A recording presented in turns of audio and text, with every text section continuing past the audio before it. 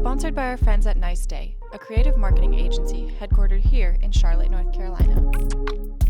Hello, everyone. Welcome to Queen City Unleashed. My name is Shay Olushina, and today we are in this really cool warehouse space with a guy that you might not know him, but you've seen his artwork all around the city. Artist, muralist, Mr. Matt Moore. Welcome to the podcast. Thanks for having me, brother. Thank you for being here.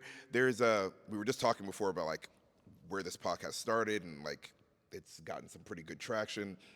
There's certain times where I know a guest that I want is gonna say yes immediately.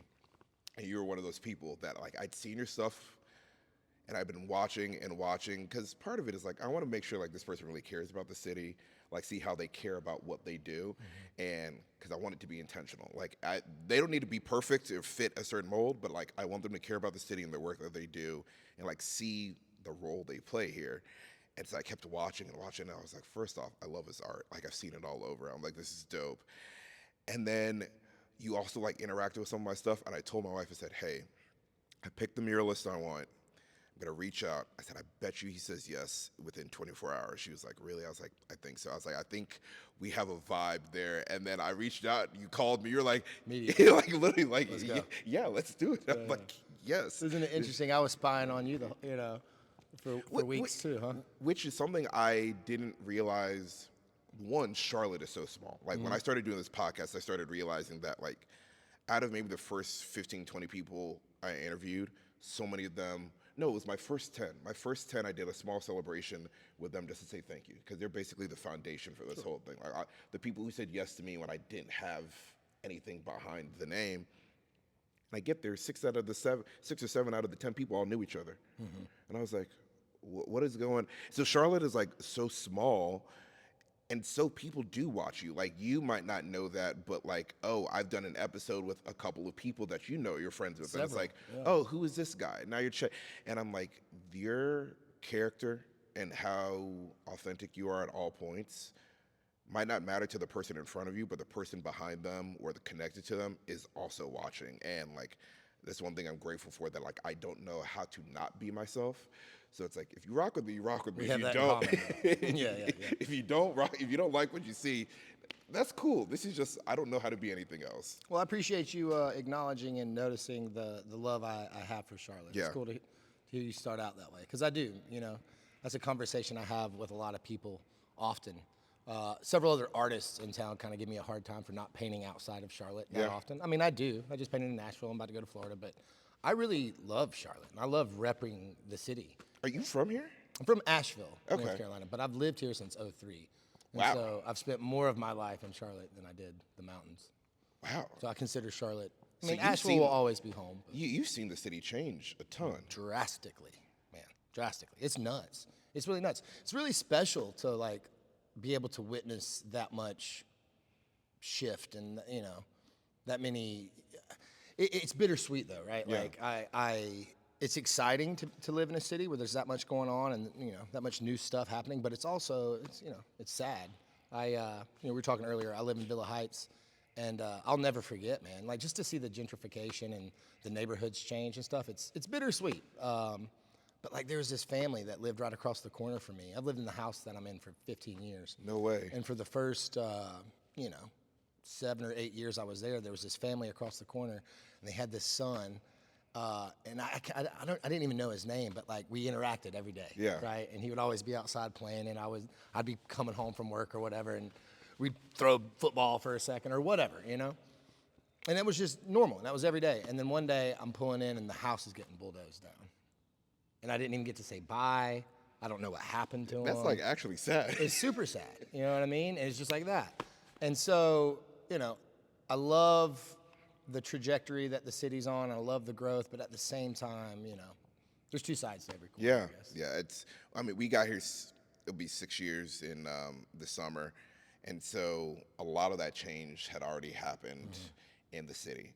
And so we got here and we're like, all right, we're taking it as it is. We lived in South End for 2 years. That was fun. And then I'm like, we got to get up out of here. So move to the west side and like the pace here, and there's culture here, and there's history. And that's something that it's tough. And I'm sure you see that history doesn't get preserved very well Not in yet, our no. city. And I think it's cool. Artists, to me, I'm learning, are the holders of a lot of the history I try to be. in cities. And so in Charlotte, and not even just, no matter what the medium of art, music, painting, drawing, dance, like when I'm around the creative community, the stories they have and the connections they have to the history of Charlotte, outside of restaurants, might be the strongest in the city. I agree, Like man. they tell incredible stories and are well connected, and I'm like, that's why I do this. Like I want to know what's going on. Look, I know I'm coming from a bit of a bias here, but I think creatives are the raddest. Period. Yeah, You know no, what I mean? seriously. I think the creative, the musicians and the painters and the poets, like I think that's the raddest demographic of folk in any city, but especially here in Charlotte. Yeah, it took me, creatives meant something to me different than it does now when I started this podcast. How so? Because creatives were, you were, it was traditional. It was, you were a painter, you were a musician, and it was kind of those big buckets, like your normal, the stuff you grow up in school with. And then I started doing this, and then realized, I'm like, oh shoot, the DJs are really creatives in the city. They hold a lot of, they command attention, they have followings, and they create environments for people to come, be free, and let loose. And I'm not saying like all DJs, but like the really good ones here who take their craft seriously. And it's not just we're here to spin tracks, but it's like we're here to create a vibe, to create a moment. And I was like, okay, so the DJs are creatives too. And before I knew it, I got invited to something. I'm like, I'm not a creative. And then I'm like, am I a creative? First time in my life, like ever. Like I've never been, my sister's actually a graphic artist, like she's in school for it. Brilliant, great at art. Me, stick figure guy. Like you're not getting anything, like I'm not drawing anything that's like beautiful or anything, but I've always been about people. I've always been about conversation and never knowing a stranger and wanting to talk. And this, I always, like people would say like, what is your talent you'd put on a resume? And they'd be like, oh, all these things. An artist, you can define that. Like I've painted this mural, I've done this, been in this art show.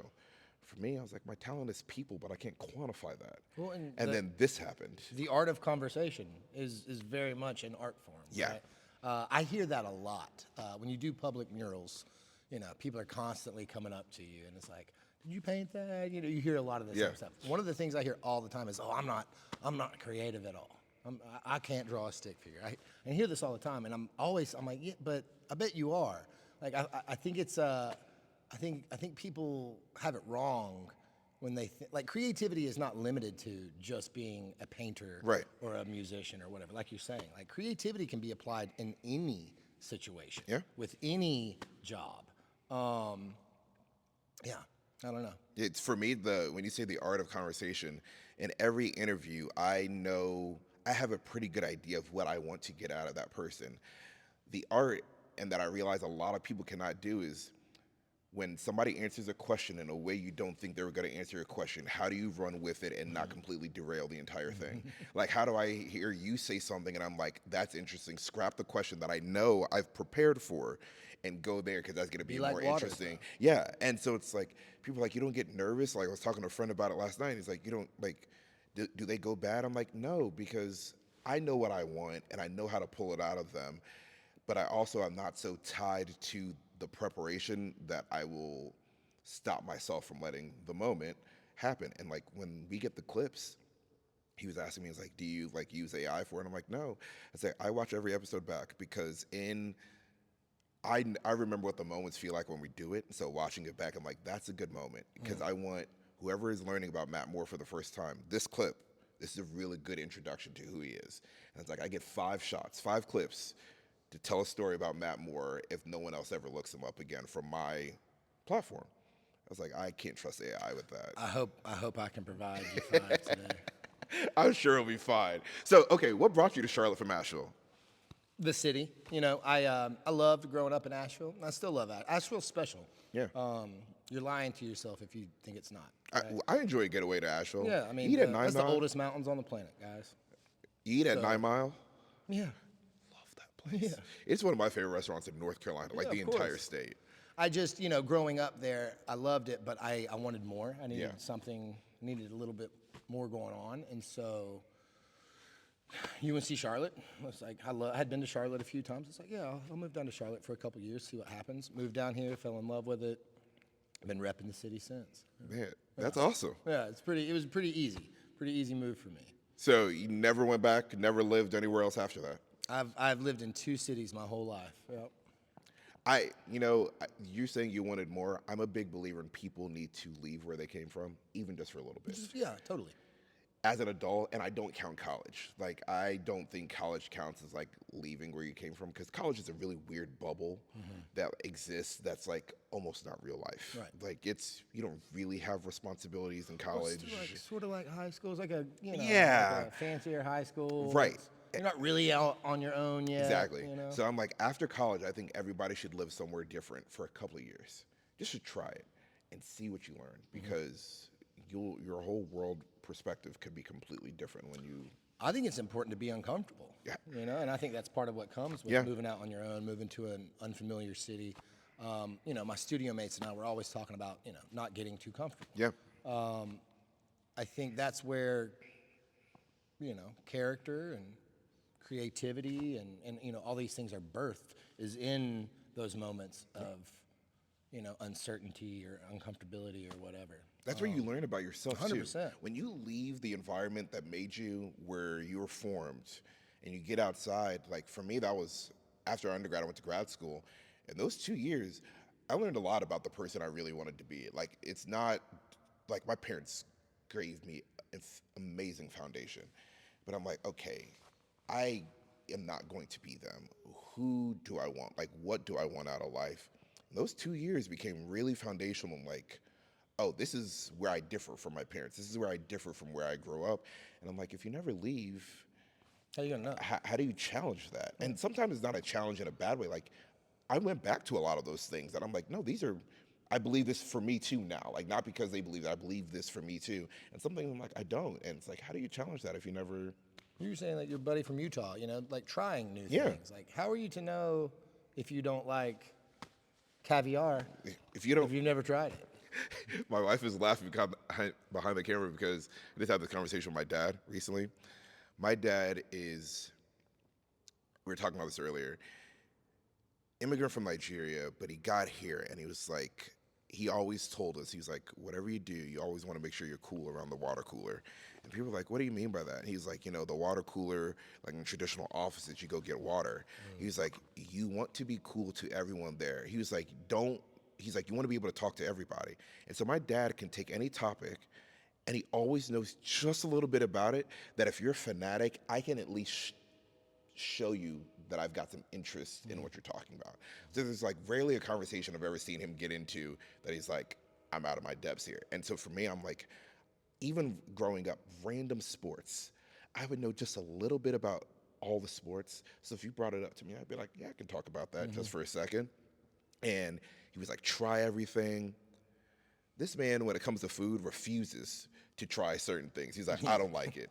Dad, have you tried it? You hadn't even had that. He's like, pomegranates was one over Christmas. He's like, I don't like pomegranates. We're like, have you had a pomegranate? He's like, I don't like it. So we gave him a few seeds, and he goes, Not too bad. that's okay.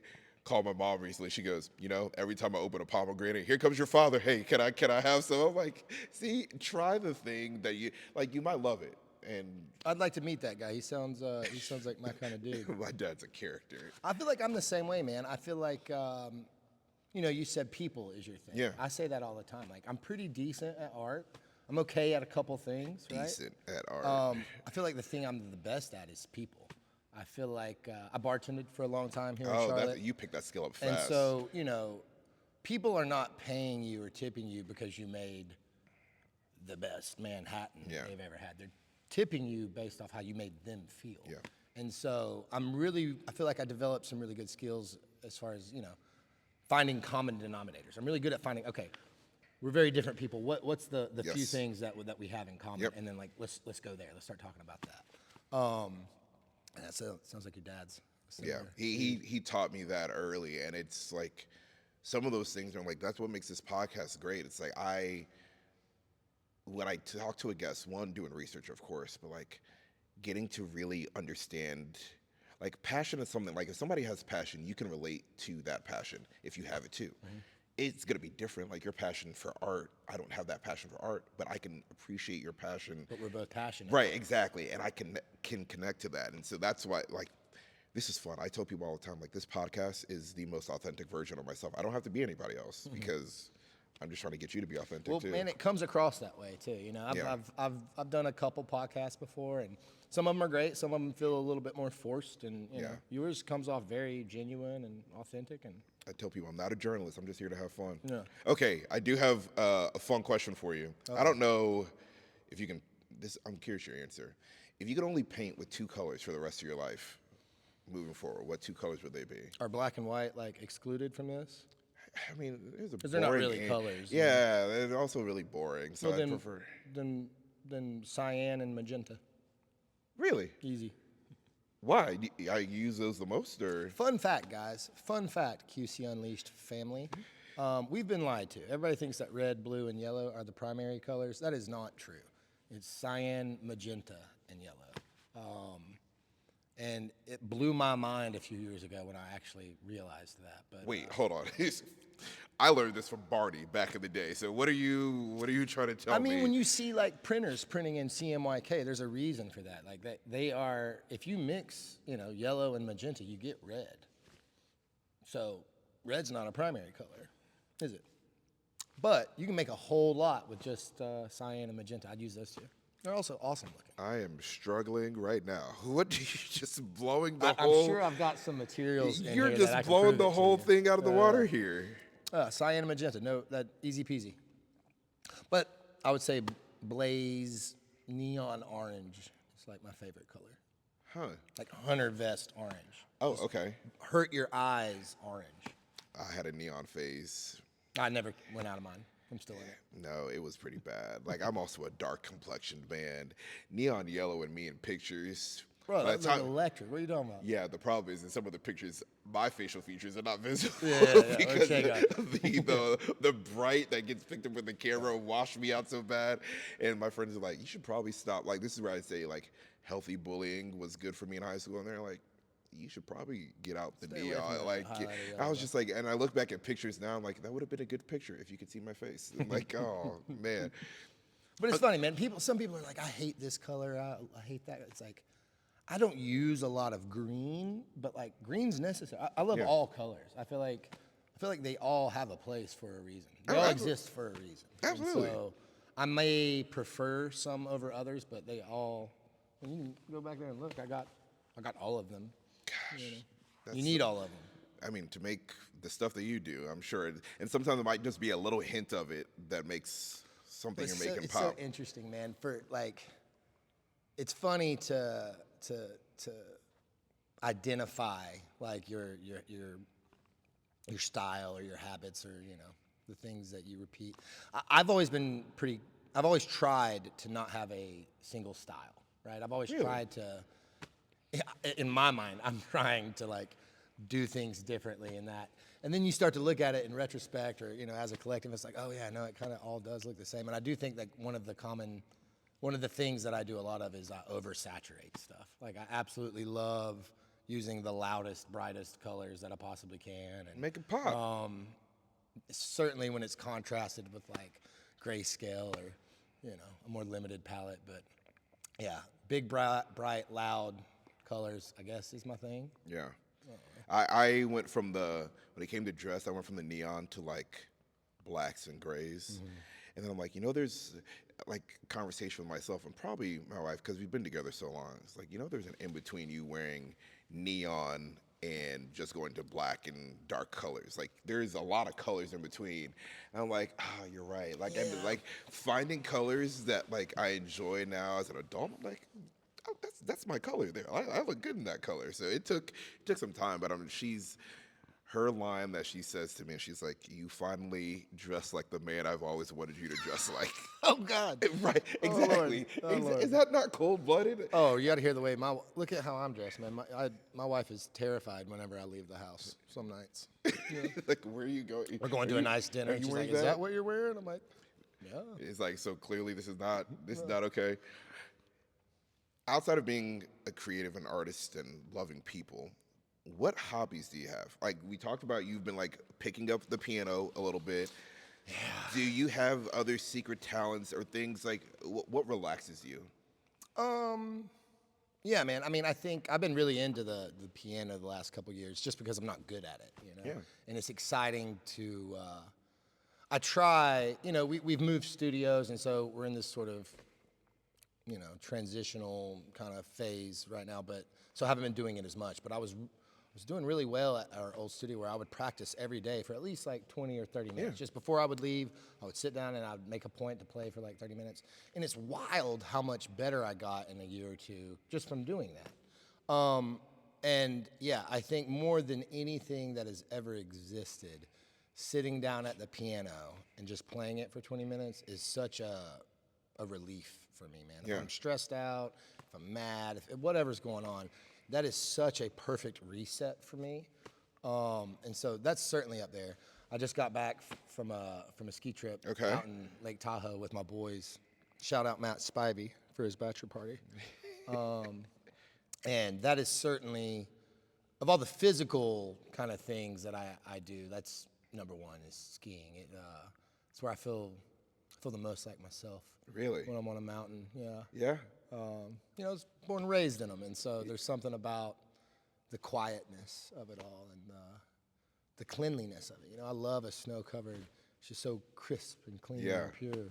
I love skiing. I love playing music. I really like video. I like making stuff, man. It doesn't really matter what the medium. You like is. for your hands to be busy. I like for my hands to get dirty, and I'd like to start doing more, you know, woodworking and stuff.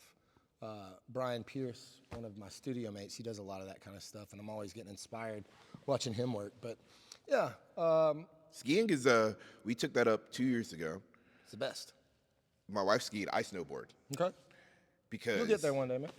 that's what everyone says.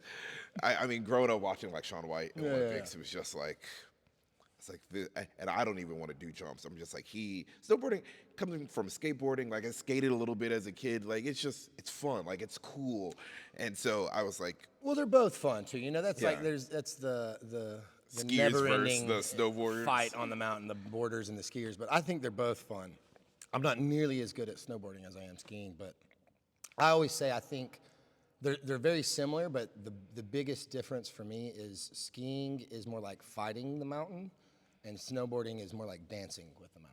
Oh yeah. And I think that's the main difference. But I enjoy both. I hurt myself so much I think I hurt myself more the second year, but like learning to snowboard, we took a lesson because I'm like, I'm not gonna be that guy that's just falling down the mountain. So we took a lesson, and we were like, all right, we did a green, and then one of my friends from grad school came out. She's like, all right, we're gonna try this blue. And so we start down the blue, and halfway through, man, you wanna talk about humbled. I'm like, I'm getting my butt kicked out of here. I'm like, please. And then we get to the end. I'm like, is there a lift that I can take down? She's like, no, we got to go up and then come out the other side. And I was like, oh my goodness. So there's a ridge and it's flat, and like snowboard is like your edge is everything in a snowboard. And it's weird, like how much pressure do I put? Well, I couldn't catch it right. And so on our way from the chair, there's a black, and then we're going to the blue. Well, by the black, I can't get my edge to turn. And so I'm going to the black. I literally lay down, take the snowboard off, like I'm like sideways down this mountain, throw the board up. I'm like, I'll tell you, you take this. And I'm like shimmying across the side of this mountain. Get back up, and I'm like, we still gotta get down to the blue. But it's flat, I have no speed. Pushing is driving me crazy. So I'm like holding on to her ski pole. The catwalks for snowboarders are horrible, man. Well, I run into some guy. going half a mile an hour. And he's like, hey, watch where you go. And I said, sir, I'm sorry, but however disappointed you are in me, just know I'm more disappointed in myself. And he just kind of looked at me and saw I was just miserable. Strap up, last run of the day, and literally giving myself a pep talk. I was like, Shay, you can do this. You are athletic. You can do this. You have the skills required to get down this mountain well. Strapped up, got down, only fell once. There we go. Got to the end, and I'm like, Let's all right. go. I was like, Let's go. I can do this. Like, I can, but boy, it is It's humbling. you said it, man. Humbling is the word. Like we just went out there with 9 dudes, and it's interesting, man. I just turned 41 in January. You're 41? And yeah. Oh, wow. And like that's such a turning 40 is a wild thing. Like, cause I still feel 25. I still live a pretty youthful type of life too. You also know? you don't look like you're Shit, 41. I appreciate you saying it, man. But like the mountain is the one area where I've noticed my aging more. Really? Than How anything. so? It's just like I can't hang like I used to. You know, like by less the end of the runs? first run, like my legs are burning more than they ever have before, and just it's just been such a consistent thing in my life that it makes it easier to like identify that. But a couple of my buddies that went out there with us this past week had never been out west before. Now they've been skiing up in Boone, you know, It's beach or different sugar. out there. And I told them like, this is a different ball game, and I'll say this, it humbled all of us more than once. That's the only place we've done it. We did Tahoe, and then we did Utah. That's 2 great places to do it. Right, exactly. And so this year, of course, is the first time that like it's got better snow on the East Coast than they got out there. It's been and then this crazy is like to like the one see year all we the didn't footage. go. Yeah, dude. Like it's you know, that's one growing up in Western North Carolina to watch Sugar and Beach's seasons get shorter and shorter every year. Like that hits a certain way, but you know, out west is always getting dumped on. Yeah. To see some of the footage of all the rocks and the dirt and stuff out in Colorado and Utah, It's trippy. It's pretty scary, man. Yeah, it's like, hey. I mean, even, you know, we got out to Tahoe this past Saturday, and it was right on the tail end of that big storm they had. So like the first couple days we were out there, it was great. Yeah. It was top tier skiing. Then it rained one day, and that ice. and 10 foot of snow disappeared. Just like that, you know? And it's like, it's just scary to think, you know, what 1 or 2 degree difference can make for entire economies and markets, you know? Because now people aren't going. Yeah. The towns, restaurants aren't making money. It's wild. It's tough. So And like that on a larger scale with everything. You know yeah. what I mean? Not just ski slopes and all of it, but like I often, just kind of the state of the world now, like I often think about this album from this band, Thrice. It was called The Illusion of Safety. And just how, you know, how fragile all of this actually is. Like at any given moment, one little catalyst could, who knows what it could spark. Like I had this conversation with my parents last week. I'm like, at the end of your life, there's luck required. I was like, there's so many things that we don't control. Health, economies, like Tsunamis. You're like, seriously, there's so many things. So it's like, you know, try to do the best you can with what you have. Be present, you know? Yeah, It only encourages me to, you know, you can't fix what happened last week. You certainly can't control what's going to happen next week. What you can Absolutely. do is be present, and I try to be that. So in Charlotte, where do you find yourself being present? Where are places that you like to go, whether that's restaurants or outdoor things? Like, what are your Charlotte hobbies? Like, where can we find Matt? Man, it's interesting. I was bartending for a long time, and I'm a pretty sociable guy. I got like a bunch of friends. Like I've always been out and about and into stuff. Yeah. I think COVID happened, and it sort of changed me. Like Really? yeah, like I don't really go out anymore. You know, I just really enjoy going home to my wife every night and terrorizing her. That's it. You know, I'm so fortunate, man. I live such a fun life. I get to do what I love every day. Yeah. And so I feel fulfilled. You know what I mean? I don't need to go out and seek validation or you know, whatever, anything from anybody. Because I'm married the prettiest woman I've ever laid eyes on. I have the coolest job that I can possibly think of, you know? And so I really don't mind going to work all day and then just going home to my lady. But I don't know. I mean, I love Plaza Midwood. I Okay. would say Plaza Midwood's definitely the stomping ground. You can for sure catch me at a show. I love going to live, Yeah. concerts and stuff. Bit of a metalhead, Okay. so I like the rowdy ones. No surprise to you You ever been to a probably, metal but show? no, I was about Thank to say the Nigerian to metal pipeline doesn't exist. So Yeah, we're gonna make it happen. like I don't even know where there's actually I don't know if they're full on metal. There's a band and it's like 4 or 5 black guys that have gotten back into like Oh yeah, it's kind of like punky, yeah, like what are punk they rock called? What do they call paradox them? something. Yeah, I've seen And them. I'm like, they actually go to Charlotte. Like, I might go check them out because Yeah. I like this is growing up for me in my house. It was Nigerian music or church gospel music. Sure. There was no like I wasn't listening to like rap albums to like the end of high school getting to college. Like when I had my own iPod and could like buy the music myself because like it just if it's being played in the car in the house, those two genres. That I mean, was same it. thing for me. I was, growing up where I did, like, I listened because of what my parents listened to. I listened to nothing but like country music and folk music and bluegrass. It wasn't until I was 13 or 14, my best friend's older brother played me Pantera and Metallica the same day, and Your mind just and it was like, wait, hold on, what? What is that? Like that sounds like how I feel. What is that? And so from that point on, it was just all downhill. And it's funny, you think it's a phase, because I like the heavy stuff, heavy stuff.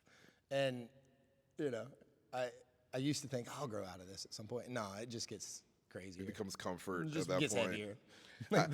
We were talking about this earlier. I have a greater appreciation for music now and like the artists. Like we started buying vinyls a couple years ago. Got a really dope vinyl player, and You go to Hardy Boys?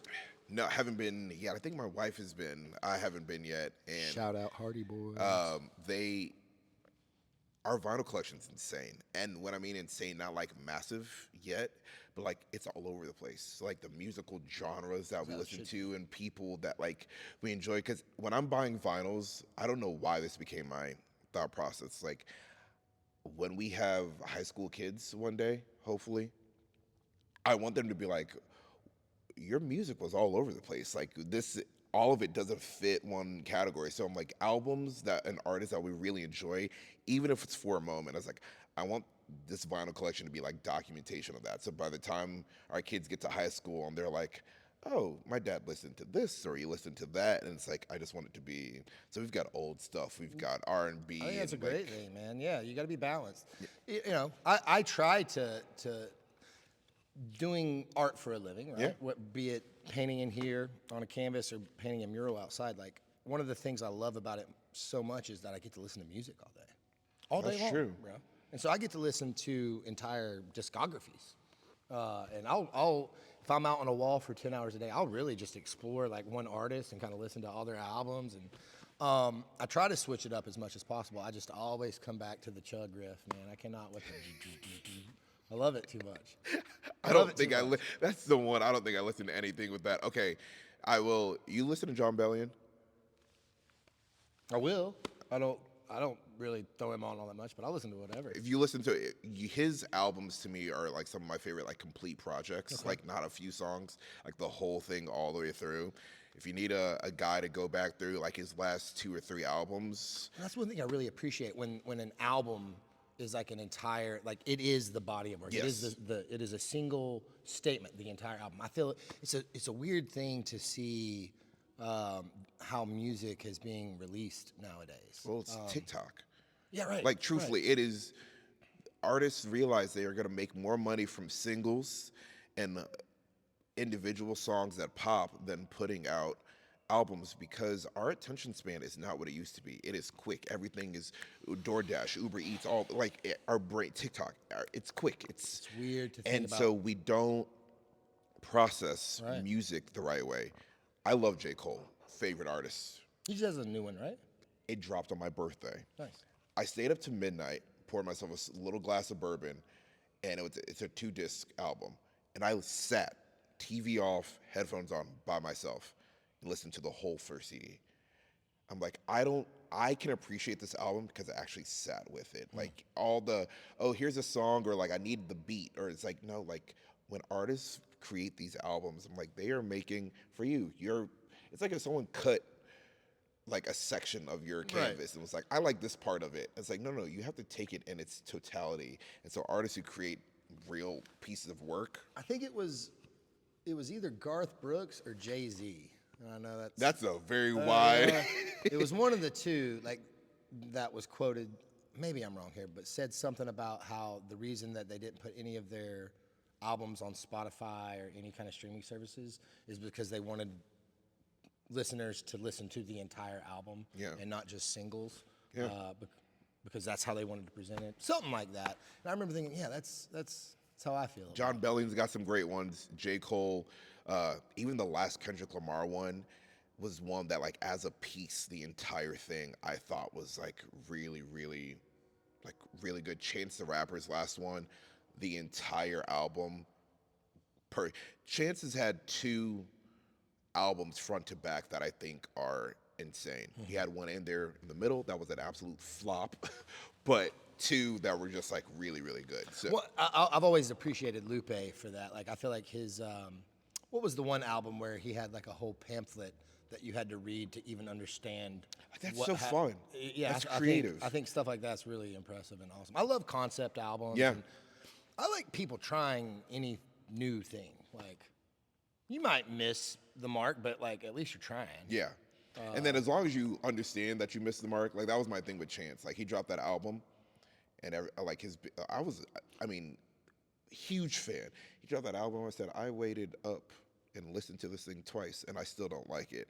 And then I was like kind of out, and then he came back and started teasing some music, and I'm like, if you come back with this and realize that you missed, I'll welcome you back. yeah. Chance. He sure did. That first album, I said, welcome back, Chance. I was like, I've missed you. Well, I'll tell you what I'm going to do, brother. I'm going to send you some instrumental metal that y'all can listen to. That's how you tiptoe in. I totally Instrumental. understand why people don't like the, like I get that. Nobody likes that. Instrumental metal. But if it's just the instrumental stuff, I'm going to send you that. That's how we're going to work you in. I'm going to take you to your first metal show. And Queen you City Unleashed at a metal show. Okay, we're here to talk about art. Oh, art. How? I do some of that. What did you study at UNCC? When did art become real for you? Was this high school, middle school, where you said, hey, I think I really, what is your art journey? It's an interesting question. One of the, I always talk about how I feel like I'm the luckiest guy on the planet. And that's for a lot of reasons. My job, my wife, other things. One of the reasons I've always felt like that is I've always known that what I was going to do. I never questioned like what my purpose was or what kind of a job I was going to have, right? I didn't necessarily know what I was going to do for a job as a young creative, but I knew that I was going to make art of some kind. Really? From what an age? early age, yeah. I've always drawn, and my parents noticed it early on, and they put me in like some painting classes when I was like 7 or 8. Oh, wow. Yeah, I actually sold my first painting when I was 7. sold And a you can painting at imagine as a 7? 7-year-old when somebody's willing to buy your art, it's like, oh, okay. I could do this I do again. that. Like, that was cool that happened. And so, I mean, I played a bunch of sports and stuff in high school, and so that was a thing that I did a lot of. Moved down here, started working in all the bars. Yeah. And, that was like its own little chapter. And so there was a time where I was like kind of separated from art a little bit. I like maybe distracted from it. But in the back of my mind, I always knew that I was going to do something with drawing or painting. There was a time where I thought I was going to direct music videos. Like I really love film, and when visual and sonic art meet, that's like my most favorite thing on the planet. And so that was an idea I entertained in like high school and college. Huh. But, I went to school for psychology, not because I wanted to become a psychologist, but just because I'm fascinated by it. Again, people are my most favorite thing. Yeah. So like, I got a psych minor. I get it. why we choose to do the things we do and think the way I'm infatuated with that kind of stuff.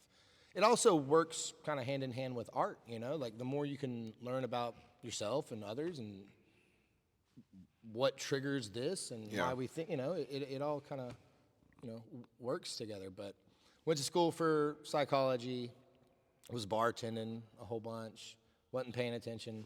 And then when I was, I guess, 24 or 25, I was kind of going through some personal stuff with my family. Like we like lost some properties, and there was a bit of a financial burden placed on our shoulders. And so I had this moment where it was like, okay, dude, now's the time. Like, Lock in. your early 20s have been fun, time to lock in. And so I was working at this nightclub called Butter, and Patrick, the manager there, I mentioned to him, I said, who now owns Five Church, and yeah, he's the man. Shout out Patrick. He really encouraged. I said, I want to do an art show.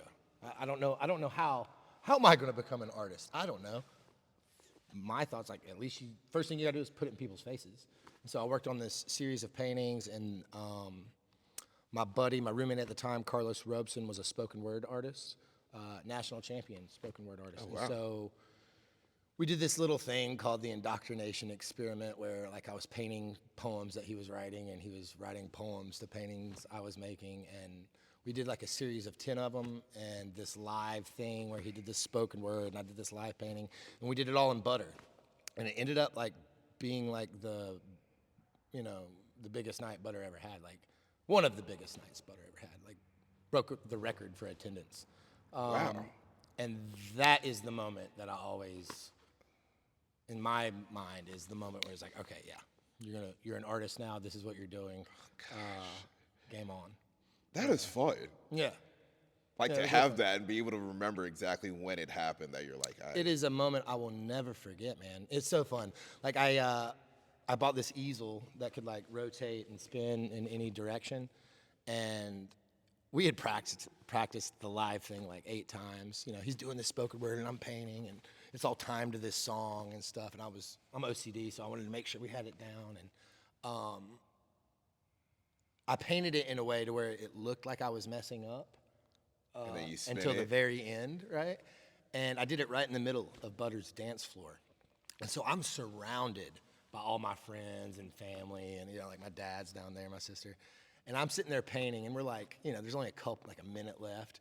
And I knew it was going to be a hit when like my best buddy John and my dad are behind me. They're going like, "You got this, buddy. You got this."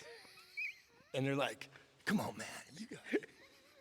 And I was like, all right, this is going to work, And so Carlos is finishing his poem, and I'm like putting the last little stroke here. I peel this off, boom, boom, boom, boom, and I flip it around. And the noise that erupted in the room, like, will never leave me. Like, it was in that moment that I was like, okay, I want this forever. This is awesome, And Gosh. so, yeah. Live painting at Butter. I had a little art show. It was called She. It was all about, different forms of beauty within the feminine, and did that. And then because I was bartending, I did a couple other little like live art show things at some of the bars I was working at. But then the mural thing happened, right? And Yeah. that's How like- did you get into murals? So my buddy Johnny V was working for Pabst Blue Ribbon, and they had this cool initiative a few years ago where instead of putting money into billboards or magazine advertisements, they were just paying muralists to paint murals around the town. And I was one of the first ones, and excuse me. They approached me, they said, have you ever painted a mural? No. Do you want to? Sure. I did one at a sanctuary in Noda. And But hold on. Painting on a canvas, drawing on a canvas is one thing. Mural paint is different. a little bit, yeah. You just jumped into that for the first time? Well, it wasn't that big of a mural. It was only like the ceiling was maybe 12 or 15 feet Yeah, but tall. still, like having not done it before. Yeah. No, it was a little nerve-wracking, of course. Again, if you're not a little bit uncomfortable, you're not going in the right direction. That's a lot of bit uncomfortable. But it was there was already this really rad mural on the wall, and I wanted to preserve some of it. So what I ended up painting was, I ended up preserving a lot of the stuff and kind of funneling it down, and it was just this hand holding a Pabst Blue Ribbon can that looked like a spray paint can. Yeah. It was just spraying it all out, right? So it wasn't like I had to do that much Yeah. work. For the first one. And then really, I mean, that's all it took, right? Once you start painting large like that, at least for me, it's addicting, and you just want to go bigger and bigger and bigger.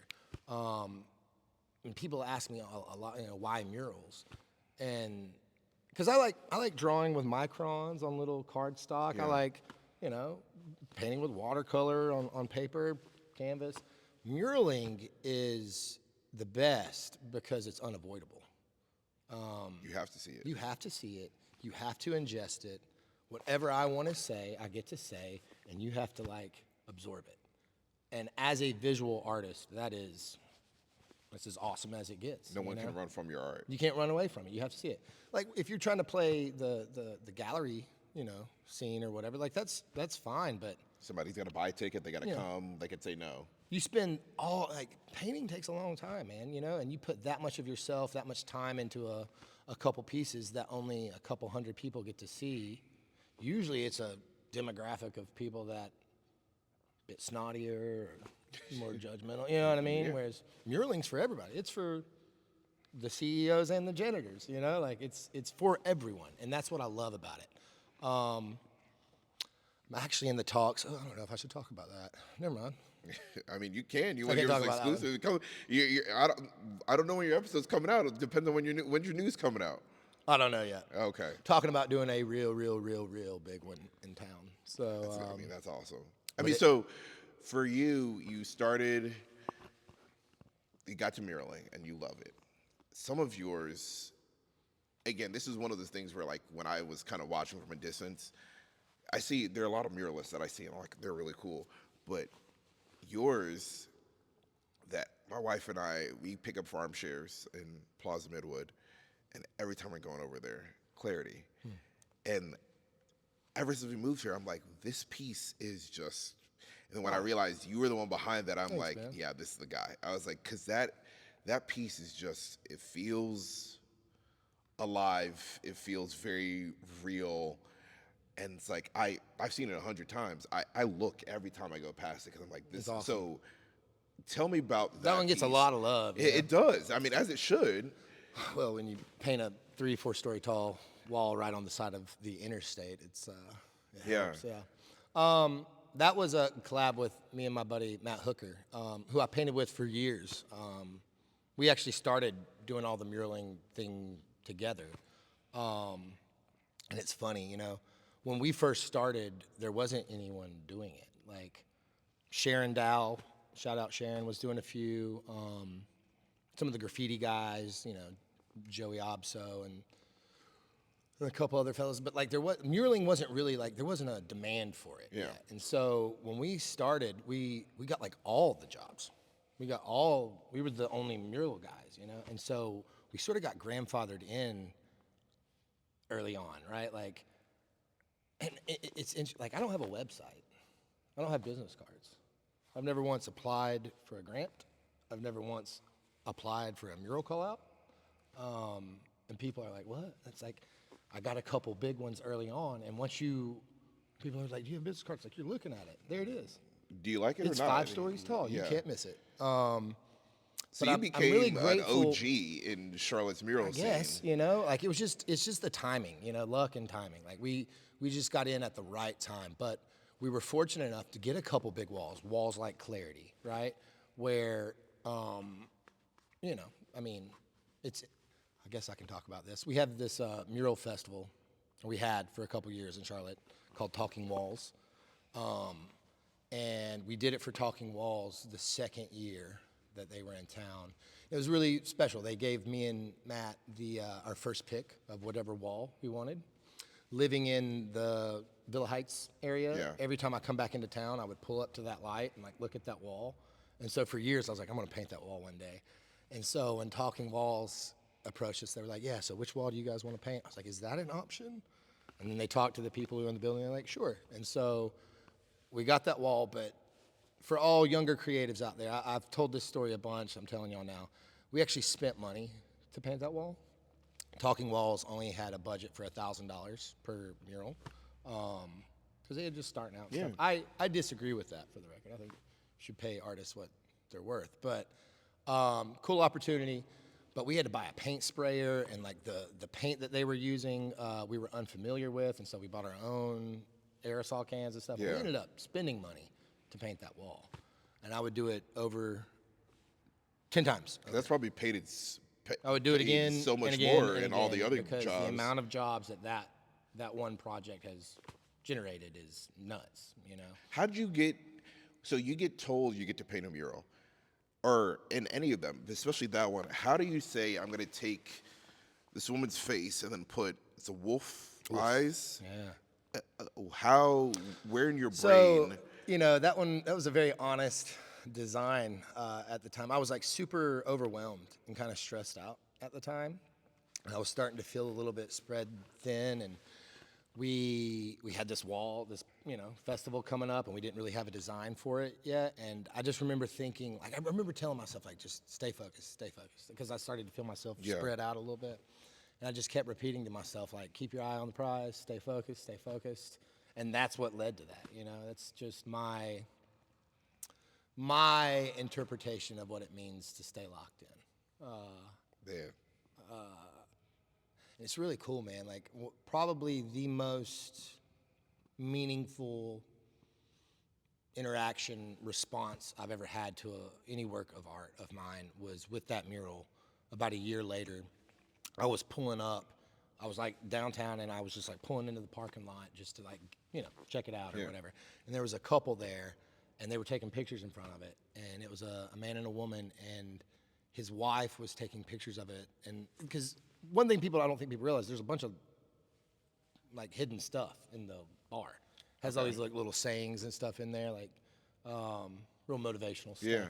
And this woman with cancer, who was battling cancer, had like pulled up and seen it and was like, just had this moment with me where she was talking about how much it inspired her and motivated her, and she felt like it was, you know, relevant to what she was going through. And it's like, whoa, like you really don't know, you know, Yeah. You the impact. what kind of an impact you'll have with whoever, you know? That's beautiful. Man, it was awesome. I mean, it's Like, beautiful, powerful. and just the fact, because that's who it was for. It was for it's for people that are, you know, needed that reminder. yeah, like, and yeah, definitely, awesome. definitely a special moment to hear. I mean, it's always nice when anybody appreciates Yeah, for what sure. you do, right? But like, it's a situation like that.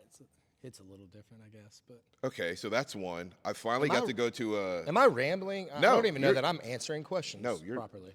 Trust me, I told you I got this. You got- I got you got me? I got you. I got me you. know. I'm not gonna have you out here looking crazy. I got you. So luck. finally got to go to an NBA game. Went for my birthday to go see the Pistons play. I was born in Detroit, so Pistons fan, and We won't hold that against you. I appreciate it. No, actually, it wasn't the Pistons game. I went with my buddy to an earlier game. We went and saw the Bucks play, and I was like, I gotta go find your painting. And so I went and took a picture of it, like both sides of it. And so The you one get- at the Spectrum? yeah, Room? the Spectrum. Nice. So you get grandfathered in early, but like you get these really cool gigs. You've got stuff with the Panthers. very, and very fortunate. Like, what is that? Is there a moment that happened when after you first started muraling where you realized like, oh yeah, like no, you and other Matt, or is there a moment where you're like, yeah, like we're good at this, and not like in a cocky like I'm the GOAT at this, but like, no, we're good, or is there a call that surprised you that like, oh my God, like we actually are making it? You know, we went down to Wynwood in Miami to Art Basel back in 2014, maybe 2016. I'm not sure. That was certainly a moment for me where I felt okay, like I belong here. You know, when you're down in, I don't know if anybody listening has been down to Art Basel, but as a visual artist, it's as epic as it gets. Really? You know, you are surrounded by the best painters in the world. Wow. you know? Okay. And not just street guys. Like there's galleries and stuff. Yeah. But there was something about being down there then and painting alongside. You know, Shepard Fairey was painting a block and a half away from me. So these are like legends. In You the know what I game. mean? And it's like, wow, I'm painting in, you know, the same neighborhood Shepard is. That sort of felt like I belonged a little bit, but I don't know, man. I think I really try not to stress too much about any of it, and I try not to celebrate too much. I kind of just stay on track and stay focused. And my biggest thing is just being better tomorrow than I was today. Yeah. And I feel like if I can just, if I try not to compare myself to anybody Yeah. else, and if I can just be, if I can keep getting better, and I put all my energy into the product, Yeah. and I deliver the best I could possibly do each time, then it'll work out, and it has worked out, right? And so I don't know. I don't think of like I've made it. Yeah. I don't think like that. Like for me, it's like what's next? What's next? So- how do we turn it up? I will. I But, hear that. Listen, when the Panthers want you to come paint their tunnel, the Spectrum Arena wants you Yeah. to, like, there's no doubt that That's huge. That's an honor. You know what I Yeah. mean? As a North Carolinian who went to the very first Panthers game ever played, who had Larry Johnson posters all over his room. You know what I It's mean? pretty sick. Like, it's a pretty cool moment. Yeah. Certainly with like the sports organizations, being an athlete, Yeah. the majority of my childhood, like.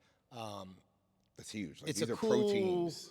Especially with the Panthers stuff, man. It's like, because I was a big football guy. My dad was a big football guy.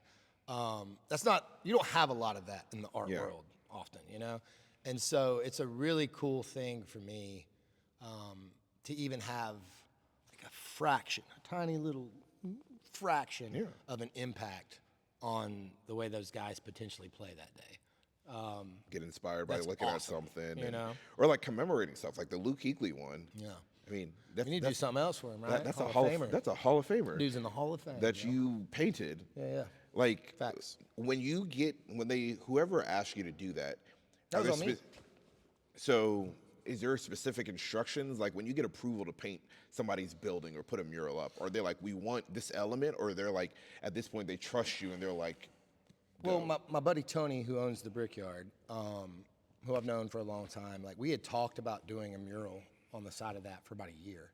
I had some other projects and stuff going on, so like the conversation, we'd entertain it a little bit, but then it'd get pushed back, just because there's that Buffalo Bills mural right to the left, and he was like, "Dude, we gotta do something Panthers related." yeah, I agree. And so we talked about it a lot. It's like, well, what do we do though? You don't want to. Steve was playing for what was he playing for? The Ravens at the time. a current player gets hard. It's like, what player do we use? Do we use a player? Do we do something more neutral? Blah, blah, blah. And so we had been talking about it. Then, right as the conversation was picking back up, he retired. And I was like, Panthers legend. started a Panther, ended a Panther. Yeah, Love that's the the guy. one. That's our dude. Let's go. Send him the mock-up. He didn't even hesitate. And then made it happen. Yeah. There's something that you do on some of your murals that I don't know if a lot of people pick up on. You do a lot of writing underneath these murals. So that's a process that most large-scale muralists use. It's called a doodle grid or a squibble Yeah. grid. And it's funny. It's always funny, and I'm sure other muralists can relate to this. Like you'll get done gridding the wall, and people walking by are always like, "Oh, it's beautiful." And you're like, that's It's like, nothing. what? Like, you think? Just come back in a couple They weeks. think you're done, right? Or they think it's some sort of like Wiccan witchcraft like spell that you're following, or they always think it's something that it's not. All it is a visual cue. Right? Okay. It's just like doing a grid that you would do in. So are they yellow not picture. words like? Sometimes words, shapes, whatever. Okay. It's just what you do is you doodle the wall, you take a picture of it, and then on your phone or your tablet or whatever, you just overlay the image, and you blend it in and out. So as I'm up there on a wall, I can turn the transparency up or down, and I can look. It's like, oh, the eyeball is near this star shape.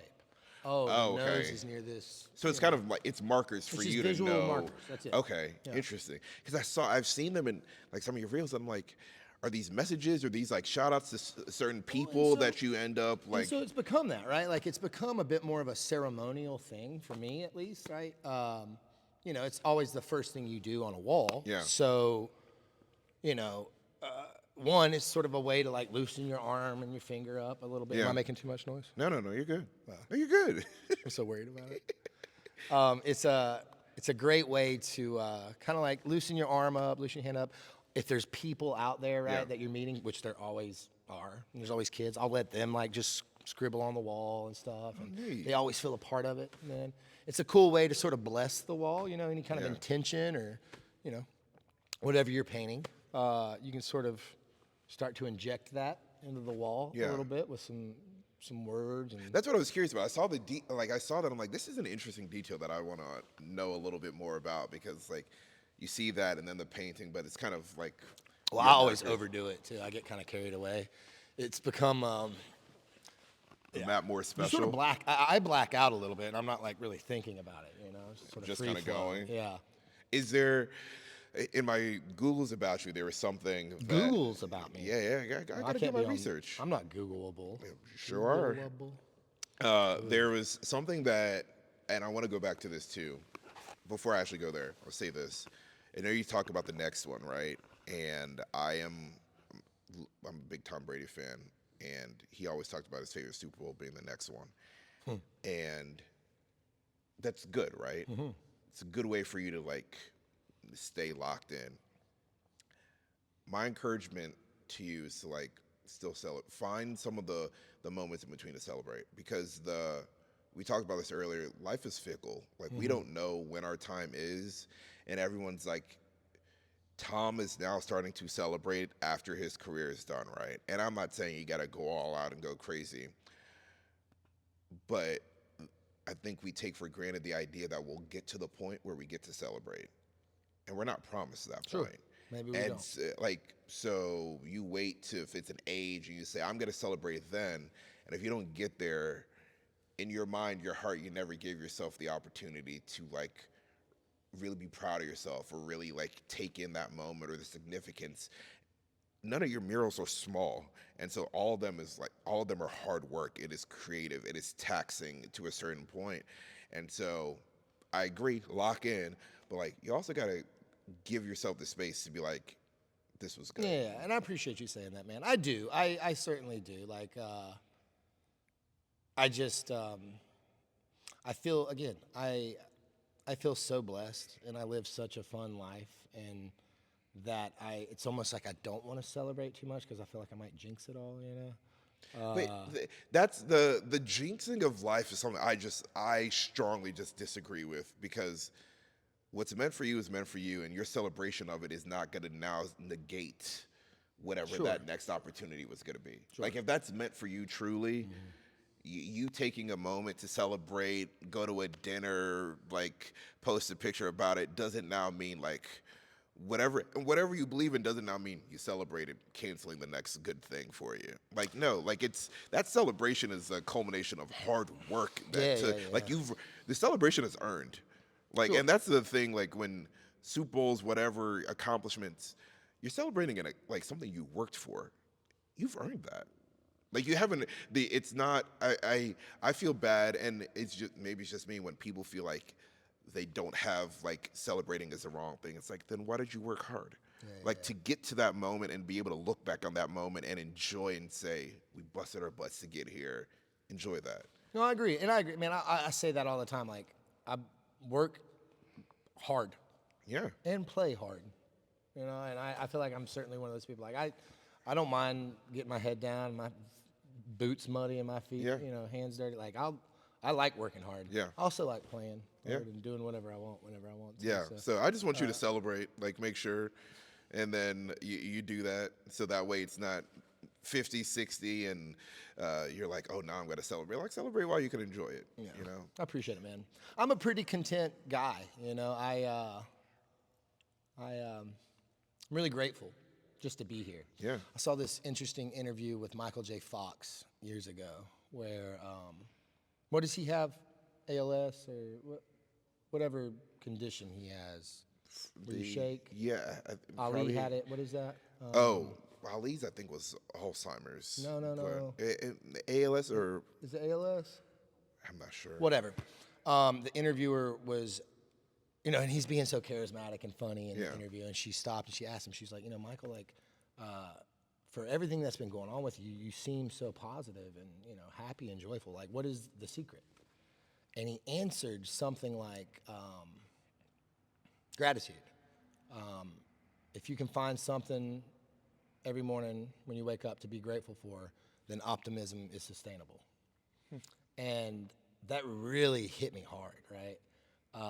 And I've tried every day since I watched that interview, just to wake up and start thinking about what I'm grateful for first thing in the morning. You'd be surprised what that'll do to your day, man. It's a good way to frame it. Man, it doesn't matter what kind of storms are going on in your life. If you can find one or two things just to be grateful for, like that'll get you through it. And so, yeah, I mean, celebrating. I don't know. I think I'm proud of what I do. I won't sign my name on it until I'm proud of it. Yeah. You know, like I'm not going to turn something in unless it impresses me. I'm just the worst for as soon as I'm finished with something, I start picking it apart. And I'm like, oh, Look, God, so I coulda done that this was gonna be different. that was part of my Googles. I found somewhere that there's only 2 murals that you've done, and I don't know when this was written. There's only 2 murals that you've done that you wouldn't go back and fix. All the rest of them are things that you sounds would. about right. What are the 2 you wouldn't go back and fix? I'm really, really proud of both the garages. I did one at Camden Noda with my studio mate and brother Darian Fleming, the Flamingo, with the kid with the helmet. Yeah. Really, really proud of that one. That one absolutely pushed us to the limit, man. And I feel like anybody that's painted anything at that scale knows how much goes into it. And it was just me and him the whole time. We didn't have any assistance or nothing. And that took like 5.5 months. In the 5.5 middle- months? Yeah, dude. It was in the middle of summer, and it was hot, and it was crazy. And then the next summer, I did one at Broadstone Craft, right behind Birdsong Brewing. Okay. Both of those I'm pretty proud of, just because of what goes into it. Yeah. Like, it's one thing to paint a single 2-story mural. When you're painting them 8 stories tall, that's a very different ballgame. Yeah. But I'm really proud of those. But here's Then I would fix every other one. How about that? That's crazy. I would change all See, the other ones. for me, I've just had to learn to accept it. Otherwise, there are things in episodes that I go back, like I watch them all the way through, and I'm like, you could have asked this question differently. You could have done this differently. And at the end of it, it's like, this is all part of the process. Like, I'm sure by the time I get to episode 50, I'll look back in like episode 5 and be like, oh my God, I can't believe I was doing that. And it's like, I could pick it apart. I don't get any satisfaction from that. Like, it doesn't help me. And it's like, it was good. The person was happy. You got a great story out of it. And that's the stuff that I try to focus on. Well, you have to fail to like learn Yeah. how to, you know what I mean? Everybody, like, you see all those memes or whatever with like, everybody thinks success looks like this when it's really, you have to. People ask me that because I didn't go to school for art. Yeah. I took 2 art classes in college, but like, how did you learn how to do this? Well, because I screwed up 15 times. Yeah.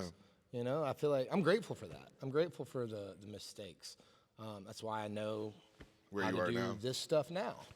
Yeah, that was kind of lead into getting to our rapping section, but like, what have you learned about yourself from 7-year-old who first sold a painting, which is so cool, That's pretty cool. to now?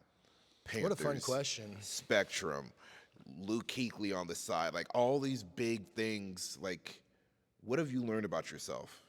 What a heavy question. I might have to think about it for a second. Take your time. I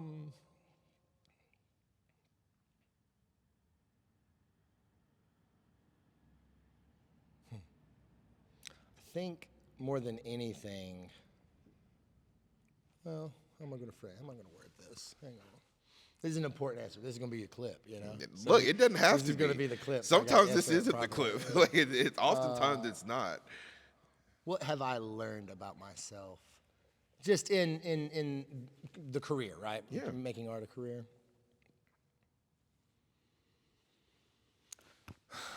I think I've certainly learned a lot of confidence, right? Like, I've gained a lot of confidence. Yeah. I feel like, whether it's first time you're painting a mural, writing a song, doing a podcast, doing an interview, whatever, all the nerves that come with that, and the way the way it changes once you've done it, right? Yeah. Like, once you do a couple murals, the garages, for example. Yeah. Those things are big. And when you're like looking at that wall blank, it's like, whoa, it can be pretty ominous and it's like, oh my God, I don't know daunting. Like, I don't know how I'm going to get this done. Then you do it and you finish it. And now I know I can paint stuff that big. And so now I'm like, all right, let's do a bigger one, you know? And so one thing that has for sure,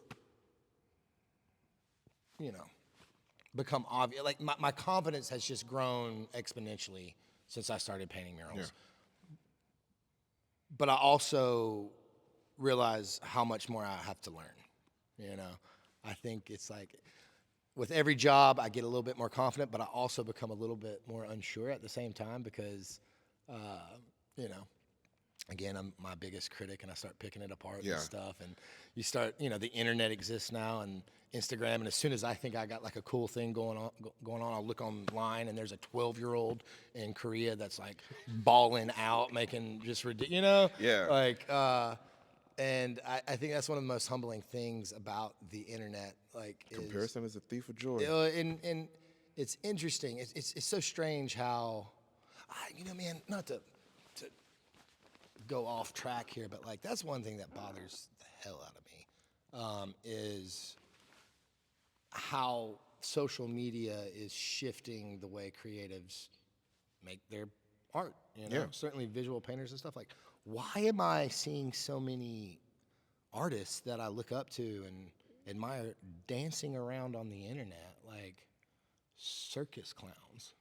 Like what are we all, you know what I mean? Like just doing all the trendy like Yeah. stuff just for likes. And it's like, what is that? Like we're supposed to be the ones, the creatives are supposed to be the ones, you know, going against the grain, Yeah. not following suit and doing the same thing everybody else is doing. Yeah. But like the amount of joy, confidence, validation, whatever that can come from social media. Yeah.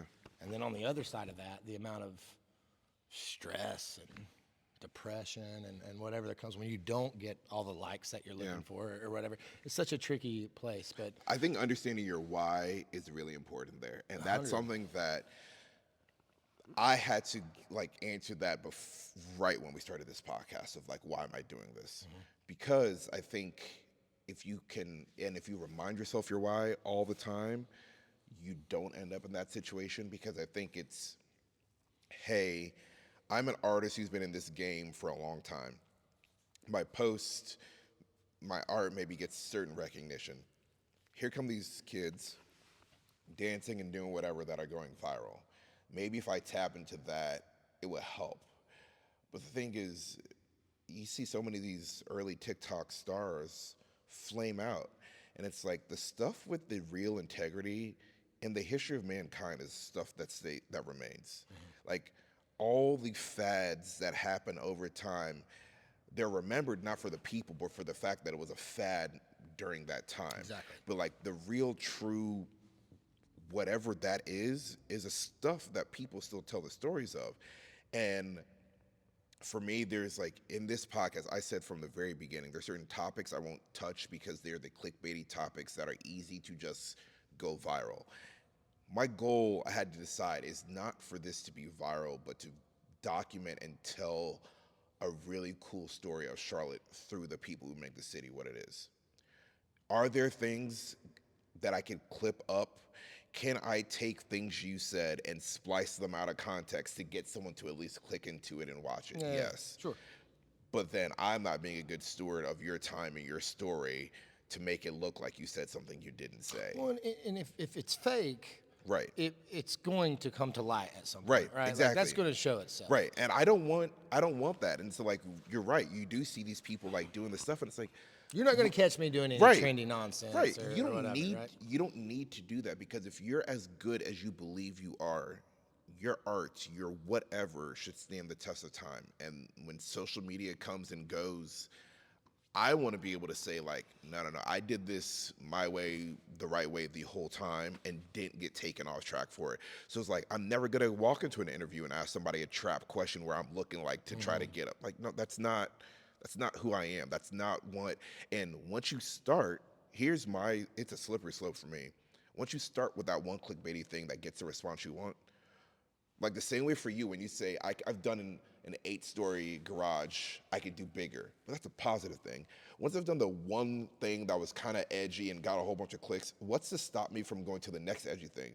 The next edgy thing. Before you know it, I'm making a fool out of myself because along the way, I am now deriving value from the interactions from the people and not the heart of it. And it's like, it sucks to see, but we have to decide that that's not what we want. Well, I see a ton of artists out on the internet that are, have 400,000 followers or whatever, and they're putting stuff out. But like, I wouldn't want to trade places with them. Like, I don't think that you're enjoying. I know that can't be fun to like have to feel like you have to It's a facade at that point. cater to people like that, So for you in Charlotte, then, impact, right? Like, that's what you're worried about. Like, you want to have, like, you have real impact. You want to matter. When people show up to our city now, they see you, whether they know it's you or not, all over the city. What does that mean to you that the thing that you love to do helps shape? It's a canvas of our beloved Queen City. Bro, it's everything. It's absolutely everything. It's I think every human, we as different as we all are all the same sort of thing too. Yeah. We all require the same stuff, And I think at the core, everybody just wants to feel like they have purpose and be seen and be appreciated, right? And muraling provides me with all of that. Yeah. And yeah, to one, be able to represent a city that I love so much is awesome. For that city to embrace it like it has and request it, Yeah. it's everything. It's such a joy, man, to be able to inspire others. Like I get hit up sometimes like, hey man, I saw that seeing you do this inspired me to go try this. Like, it doesn't get any cooler than that. Yeah. To know that what you're doing is inspiring folks to try stuff or, go for that thing that they've been sitting on or whatever. Like, that's awesome. Yeah. It is cool to be able to drive around and see Your a art. very undeniable presence, throughout the town. Like, that is cool. It is. I'd be lying if I said it wasn't. And at the end of it, But I don't know, man. I think more than anything, like, talking about legacy and purpose and all that stuff. I feel like for me, what I want to be remembered for when it's all over and done is not the art. It's how I treated people. Yeah. I want to be remembered for how I made you feel when we had a conversation, and the art's kind of secondary, I guess. But in how you made me feel, it might not even be in the conversation though, but the intentionality of your art as well. Like that woman, how you made her feel. Like, she didn't know you, and you were lucky enough to meet her, but it's still in that how you make people feel. Like the stop and pause of, whoa, like I need to take that in. Like, that is still how you made them feel, whether it's in conversation or not. But your impact in the city, Matt, is... Well, and if nothing else, like, I've seen, again, nobody was like really doing it, and now it's a whole thing, Now, like, I have several friends who we've made a whole career. Like, we're paying our bills and buying houses and stuff with art. Yeah. And, like, that's cool. Yeah. I don't know. I'm sorry. I'm getting a little bit... You got me thinking now. Now I'm getting it all in my feels. Like... Well, okay. Where can people find you? Like, where... In the shadows. Your Instagram, I'll let you plug your Instagram. On the internet, it's Puck McGruff, PUCKMCGRUFF. Don't ask me; it doesn't mean anything. My wife hates it. For the longest Everybody's time, like, I "Where'd really you get thought your Puck name McGruff?" was Puck. My old roommate used to joke around and call me Puck from like A Midsummer Night's Dream. Oh. Robin Goodfellow. He's like a little And then it sprite stuck. that causes all this. He's a mischievous little sprite. And then it stuck. The crime dog, Scruff McGruff. Oh, my goodness. That's all it is, guys. It's just, it sounds fun. It's fun to say, Puck McGruff. Okay. But it's funny, man. I haven't changed my email since Yeah, I was that was eight- crazy. Since I was When you 18. sent me your email, I was like, this one is that's special. That and my handle, my wife is always like, oh my God. But like I said, yeah, if it ain't broke Don't fix it. and everything's working out okay. You're doing just Yeah, fine. like, Just fine. I'll get a website eventually, but like right now we're cool. I did want to. You said it a minute ago. Often people ask me like, so what's the goal? What's the end goal? And I don't know the answer to that. I want to keep experimenting and trying new things and stuff. But the one thing that I can say that I'm the most proud of at this point in my life, and I hope it's true down the road, is that I've done it all my way. I didn't have anybody else hold my hand. Yeah. You know what I mean? Like, I figured it out my way, and I've done it. I've never received anything from the Arts and Science Council or this nonprofit or that, so I'm not tied to any of it. And that's the thing I'm the most proud of. Yeah. There's a good feeling. There's a good feeling. Like when you are able to find success supported by the people around you and maintain the integrity. That's like I never have a moment where I'm embarrassed or feel bad about like what's happening. It's like no. I feel really good about this because I'm doing this the way I want to. Exactly. And that is. And it might not be for everybody, right? And that's fine. But like, I feel 100% like myself. I don't feel like I'm faking it with anybody. I don't even know how to fake it, if I'm being honest. And it feels, and the fact that people are attracted to that and want my country boy nonsense, on their walls, it's like, wow, what an incredible There's a freedom. There's a real freedom when you get to be yourself because there's a weight that comes with all the other acts. I can imagine, like you see some of these people just posing. Yeah, like I go home. It's a lot of work. This is me. It's a whole lot of work, guys. I'm like, if you meet me around my friends, no matter what group, I had a birthday and I had all these friends in a room, and it was a really big one for me. And I said, I just want my friends. Like, we don't need to go. So I got a spot. Like, we had a ball, and it's like the feedback I got was like from my friends, like you have the friends who didn't know each other, like you have a great community of people, and I'm like, I know, and I am consistent. Of course so you like do, bro. You emit like a warmth. And, thank you. Like, yeah, bro, you're awesome to be around. Thank like, you. I'm gonna be really bummed when this interview's over. But like my wife, she says something. She's like, if you know Shay, here's some things that you know about him, and like to see everyone nod, it's like I'm consistent to all of these different friends. From some of these guys I've known since I was 4 years old to friends in the last couple of years.